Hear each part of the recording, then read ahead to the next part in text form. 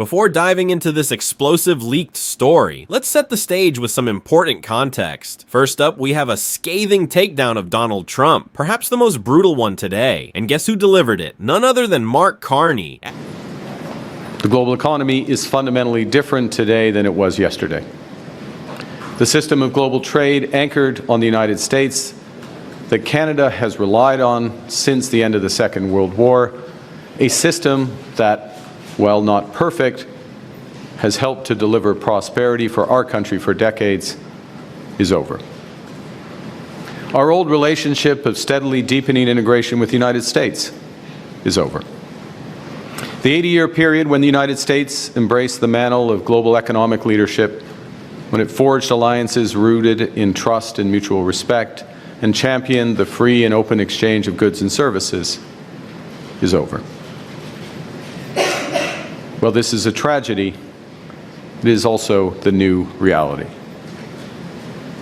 We must respond with both purpose and force.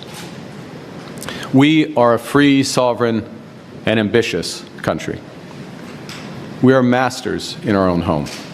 Heck, the global order has shifted dramatically, and let's not forget how it all started. Donald Trump once claimed that tariffs were necessary because Canada posed a national security threat to the US. And what was his justification? A completely fabricated story about fentanyl, a tale that anyone with a shred of common sense could see right through. But here's the kicker. Now, Trump himself has become the national security threat. We're losing allies left and right, trade partnerships are crumbling, and many of those same allies are now cozying up to China, a genuine national security threat that Trump has, in fact, played a part in creating. It's gotten so out of hand that even Trump's most loyal supporters are starting to speak up, calling out the disastrous consequences of his policies. Take a listen to Ted Cruz himself. He's breaking ranks. Look, I think it is a mistake to assume that we will have high tariffs in perpetuity. I don't think that would be good economic policy. I am not a fan of tariffs. And the announcement yesterday, look, time is going to tell in the next month or two or three what happens. If the result of yesterday's announcement is a lot of our trading partners across the globe dramatically reduce the tariffs they charge on U.S. goods and services, and the consequence of that is the U.S. government dramatically cuts the tariffs that were announced yesterday, that would be a great outcome. That would be good for America. If the result is our trading partners jack up their tariffs and we have high tariffs everywhere, I think that is a bad outcome for America. Tariffs are a tax on consumers, and I'm not a fan of jacking up taxes on American consumers. So my hope is these tariffs are short-lived and they serve as leverage to lower tariffs across the globe. Republicans are starting to turn on Donald Trump over his controversial tariffs. But let's not forget, this isn't the only scandal that's rocked his presidency lately. SignalGate is still fresh in everyone's minds, and no matter how hard Trump tries to divert attention, it's just not going away. In fact, in this leaked call we're about to discuss, Trump is still fuming, frustrated, and yes, yelling about it. Despite Carolyn Levitt's attempts to paint a different picture, the anger is all too clear. You said case closed yesterday. As that case was closed, do you have anything that you can share about what was learned, how this can be avoided in the future, any sort of findings from that investigation? The case is closed and the president continues to have confidence in his national security advisor. Yes. Case closed? Really? I don't think so, Carolyn. I don't believe the case is closed, and I think people are still waiting for answers. Reports are circulating that Donald Trump is still considering some major moves, like firing Mike Waltz, Pete Heth, and even getting rid of Tulsi Gabbard. This isn't a story that's going away anytime soon. Remember, Trump promised us a great economy with maybe a little chaos here and there. But let's be honest, what we've got is a disastrous economy and constant chaos that's putting the country in jeopardy. And guess what? Trump knows it. That's why we're hearing him unravel in these leaked calls. As we can see from this article right here, the meltdown is real.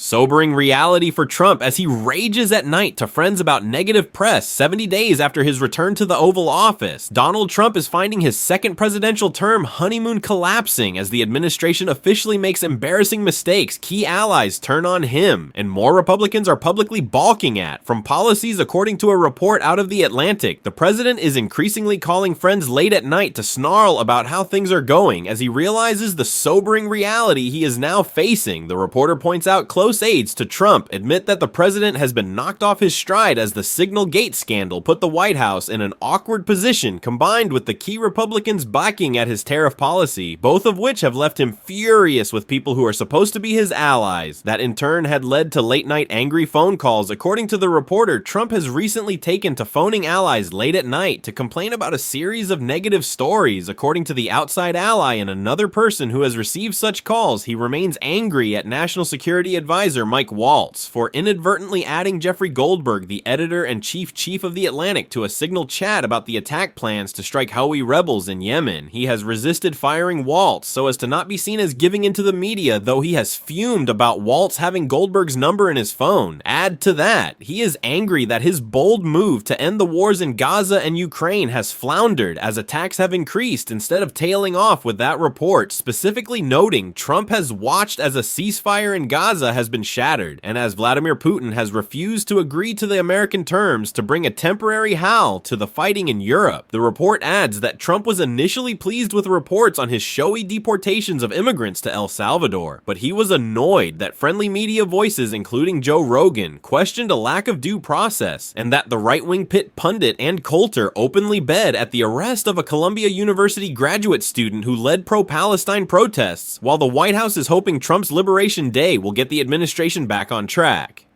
Boy, is that not the case. One GOP strategist told this reporter, but recessions and inflation are politically devastating for any president. Trump is risking both with his trade wars, so it's understandably making his allies extremely nervous. It's all falling apart for Donald Trump, and deep down, he knows it. Every decision he makes seems to be a tragedy, and everything he touches only backfires. This presidency, without a doubt, is the worst we've ever seen, and we're already living through it. Trump knows it, and his disastrous tariffs are only making things worse. Lawrence O'Donnell did an excellent job breaking it all down in a report that's definitely worth watching. Check it out right here.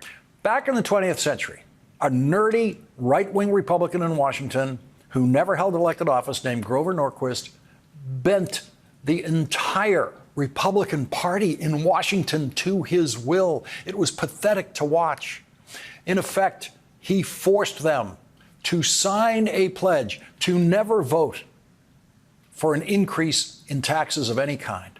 And every single Republican member of the United States Senate signed where Grover Norquist ordered them to sign. Every Republican presidential candidate signed where Grover Norquist required them to sign in order to be Republican candidates, and almost every Republican member of the House of Representatives signed exactly where Grover Norquist ordered them to sign, to never, ever, ever support an increase in taxation of any form.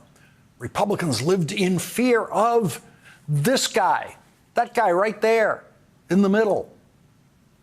At the time, I declared Grover Norquist to be the most powerful unelected person in Washington because on one issue anyway, he had complete control over one of our political parties. Former Republican presidential campaign manager, my friend Stuart Stevens, wrote a book about the Grover Norquist-controlled Republican Party after Donald Trump was elected president, and he titled that book, "It Was All a Lie." It turns out Grover Norquist was and is a lie.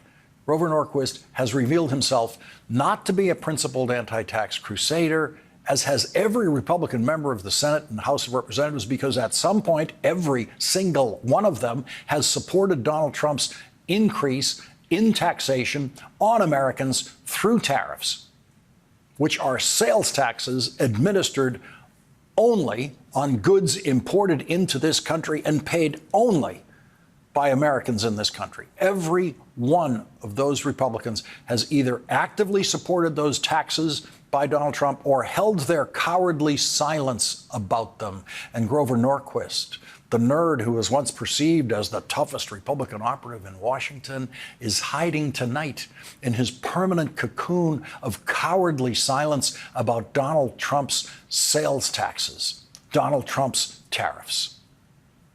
The last time the gasoline tax was increased in the United States of America was 32 years ago, with only Democratic votes in the House and the Senate.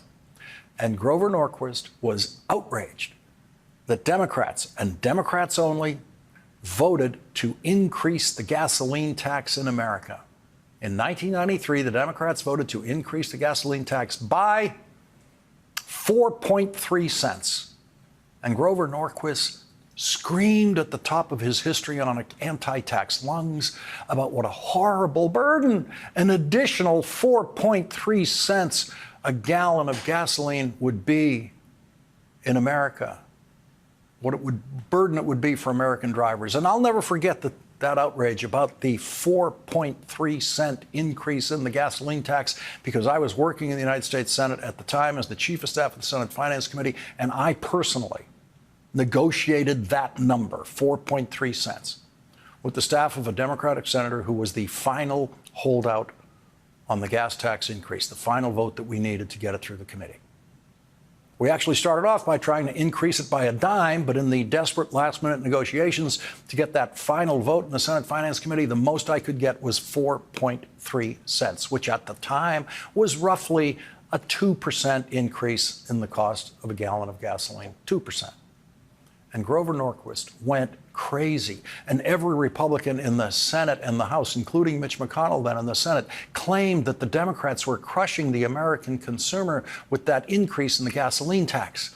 4.3 cents. Newt Gingrich used it in his insurgent campaign to win control of the House of Representatives for Republicans in the next election for the first time in 40 years. And tonight, Newt Gingrich supports 54% sales taxes that Donald Trump is imposing, and 25% sales taxes that Donald Trump is imposing, and 10% sales taxes that Donald Trump is imposing on everything the United States of America imports from anywhere in the world. That 4.3 cent increase in the gasoline tax in 1993 was part of a complex deficit reduction legislation bill, huge bill, signed by President Clinton that included spending cuts and tax increases aimed at reducing the deficit, which is exactly what it successfully did.